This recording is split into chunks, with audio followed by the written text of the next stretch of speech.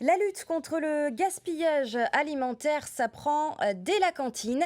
À l'école Mairi Pehe à Tevayuta, les aliments sont pesés à la préparation des repas, puis au débarrassage des assiettes. Ce projet pilote a débuté il y a 6 mois. L'objectif est de jeter moins pour mieux cuisiner. C'est le dossier de la rédaction. Il a été préparé par Thomas Chabrol et Esther Parot-Cordette.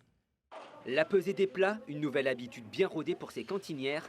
À la cuisine centrale de Tevayuta, elle prépare les repas pour les 1300 élèves des 4 écoles de la commune. Dès le début de la chaîne de production, les denrées sont pesées. Au menu du jour, salade, riz, maatinto, accompagné d'un morceau de pain et d'une pomme. Les rations suivent les recommandations des services de santé. Avant, en débarrassage, on retrouvait des souples.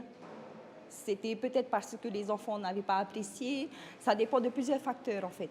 Mais aujourd'hui, on arrive à mieux contrôler les quantités.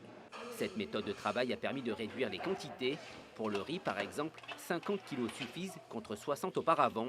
Dans cette lutte contre le gaspillage alimentaire, l'école Maripei a été choisie comme projet pilote.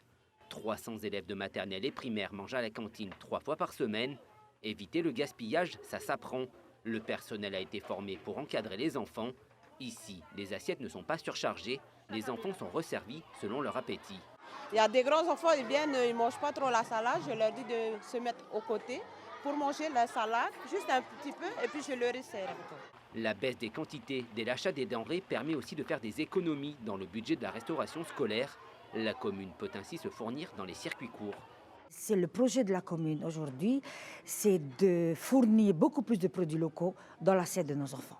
Dans cette école pilote, l'objectif est d'apprendre aux enfants à ne pas avoir les yeux plus gros que le ventre et à prendre le temps de la pause repas.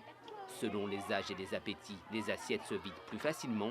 Il y a des élèves qui ont pris conscience qu'il ne faut pas gaspiller et on a d'autres avec qui on a besoin de travailler encore plus par rapport à l'éducation au goût. Leur montrer que les légumes c'est bon et éviter qu'ils mettent tout ça de côté parce que c'est ce qu'on remarque.